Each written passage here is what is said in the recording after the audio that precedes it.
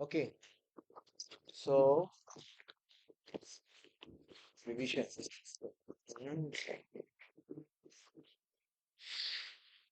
Notes எழுதுங்க. Okay,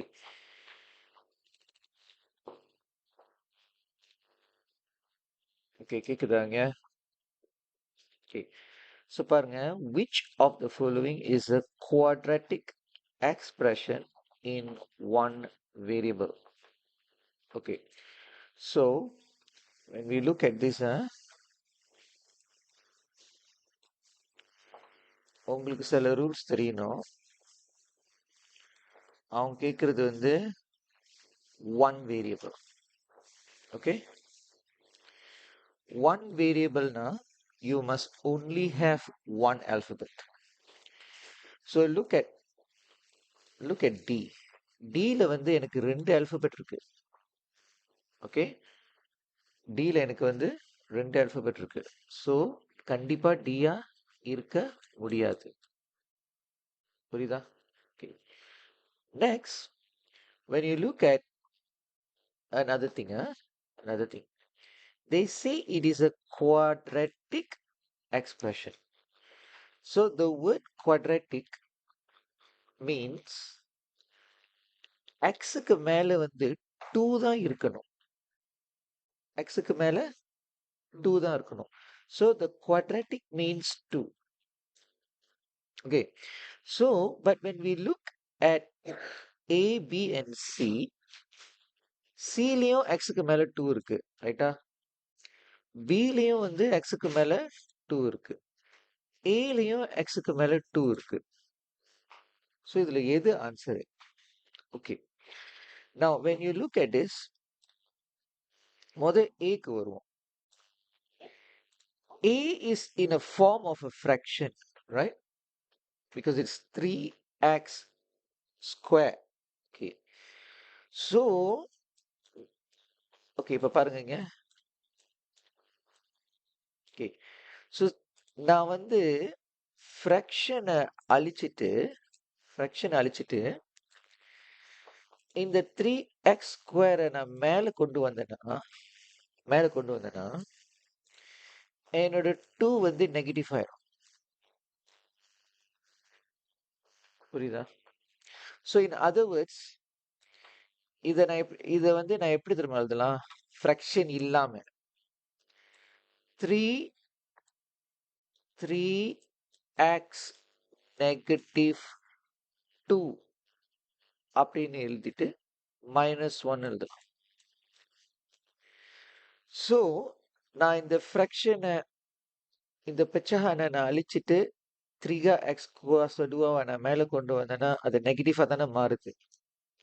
so அது நெகட்டிவா மாறுற வசி ஏ ஆன்சர் இல்லை. ஓகே, ஃபார் எக்ஸாம்பிள் இப்போ நான் இப்படி கொடுக்குறேன் எக்ஸ் நெகட்டிவ் 4 x4. ஸோ இந்த x4 இந்த பெச்சானை அழிச்சிட்டு x4 தூக்கி நான் மேலே கொண்டு வந்துட்டேன்னா x4 என்னவாயிரும்? x நெகட்டிவ் 4 ஆயிரும். அதான் மேத்ஸோட கான்செப்ட். ஓகே, ஸோ கண்டிப்பா ஏ ஆன்சர் இல்லை. ஸோ நம்மளுக்கு இருக்கிற ஒரே ஆப்ஷன் வந்து பியும் சியும் தான். ஓகே, இப்ப பாருங்க அந்த வார்த்தையை எக்ஸ்பிரஷன் போட்டிருக்காங்க. எக்ஸ்பிரஷன்னா ஈக்குவல் சைன் இருக்கக்கூடாது,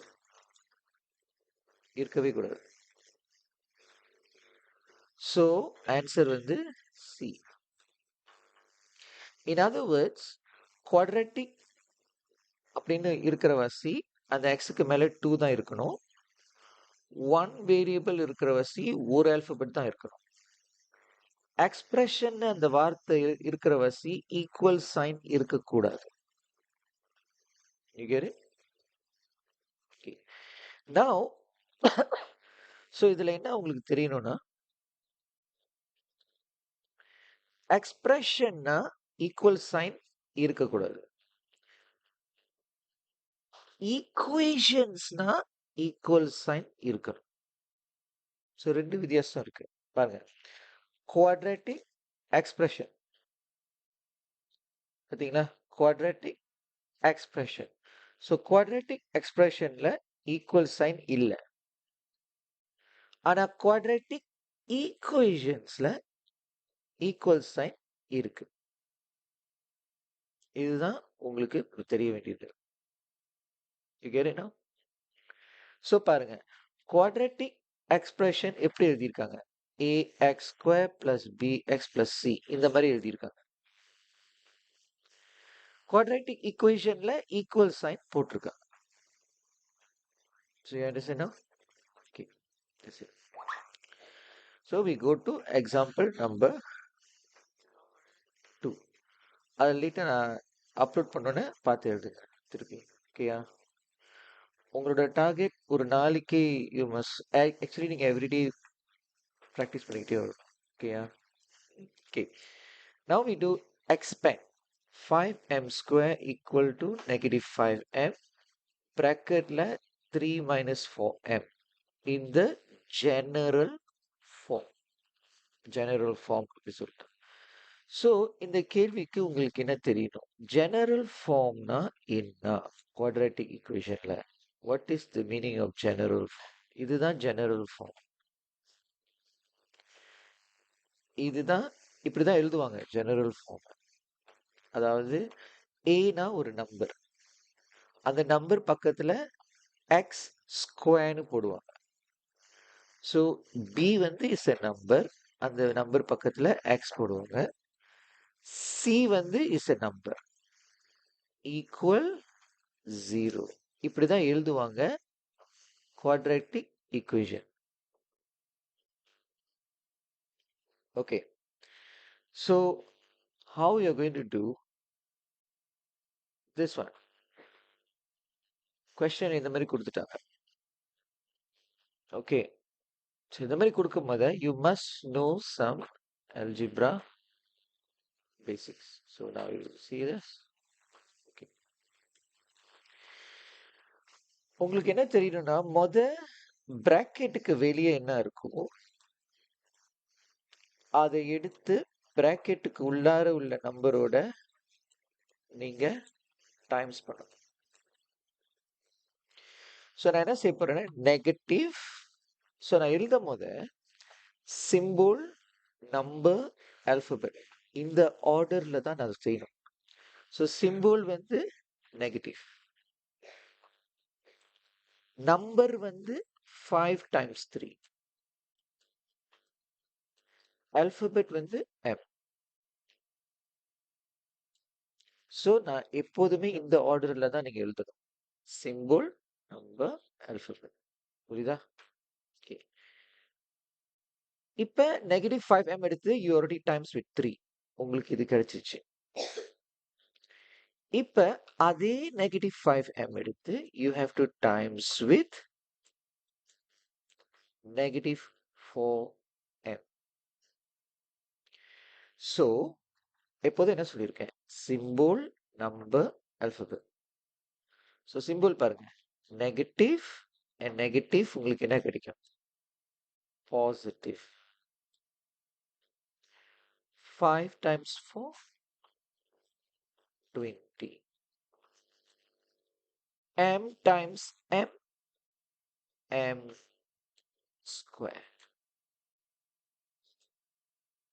புரியுதா? Negative and negative is positive. 5 times 4 20, m times m is m square. அப்படி உங்களுக்கு கழிக்கலி வீக்கா இருந்துச்சுன்னா நீங்க என்ன பண்ணுங்க, கால்குலேட்டர்ல எல்லாத்தையும் செஞ்சிருங்க. ஈவன் 5 times 3, 5 times 4 கால்குலேட்டர்லேயே செஞ்சு செஞ்சு போட்டுருங்க. நம்மளுக்கு முக்கியம் இப்போ பேப்பர் 1 நீங்கள் வந்து பாஸ் பண்ணணும். இப்போ இது எல்லாமே பேப்பர் 1 கொஸ்டின்ஸ் தான், இந்த ஃபார்மேட்ல தான் வரும்.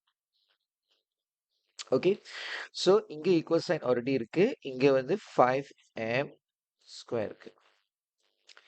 இப்போ நான் என்ன செய்யணும், நல்லா பாருங்க, இங்கேயும் m ஸ்கொயர் இருக்கு, இங்கேயும் m ஸ்கொயர் இருக்கு. ஆனால் 20 is bigger than 5, right?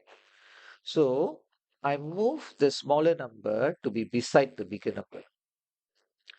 In other words, நான் என்ன செய்யணும்னா 20m ஸ்கொயர் அதுதானே இங்க இருக்கு. ஸோ இங்க வந்து எந்த ஒரு சிம்போலும் இல்லாட்டினா பாசிட்டிவ் இருக்குன்னு அர்த்தம்.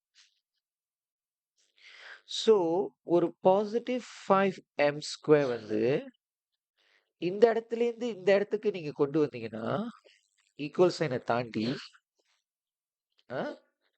அந்த சிம்பிள் வந்து மாறிடும். சிம்பிள் மாறிடுச்சா?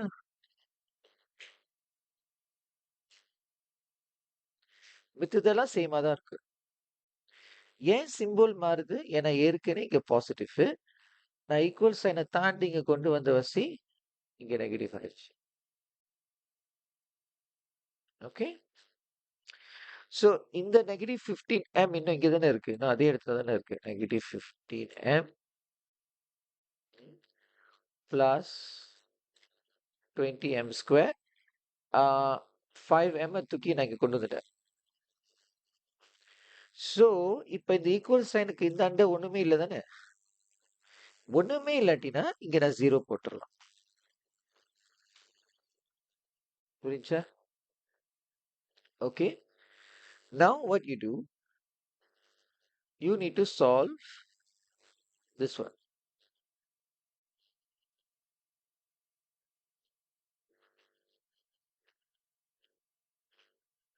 So 20 minus 5 என்ன கிடைக்க போகுது? 15m square. இங்க எனக்கு ஏற்கனவே என்ன இருக்கு? Negative 15m.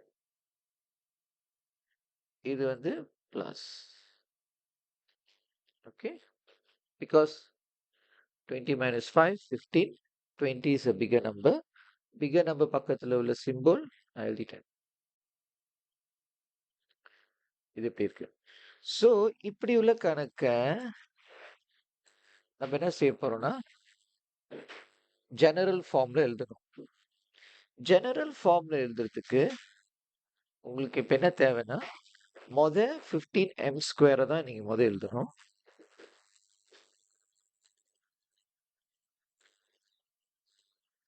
அதுக்கப்புறம் நெகட்டிவ் 15m எழுதணும். அதுக்கப்புறம் தான் ஈக்குவல் 0 போடணும்.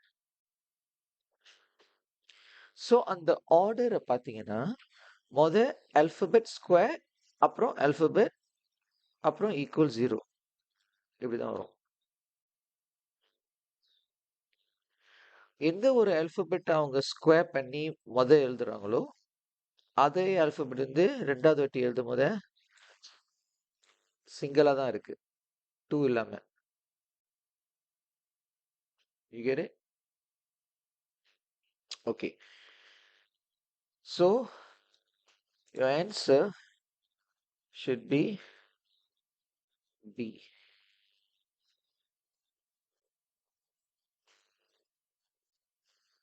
Okay. Now let's look at number 3. Okay, before that I will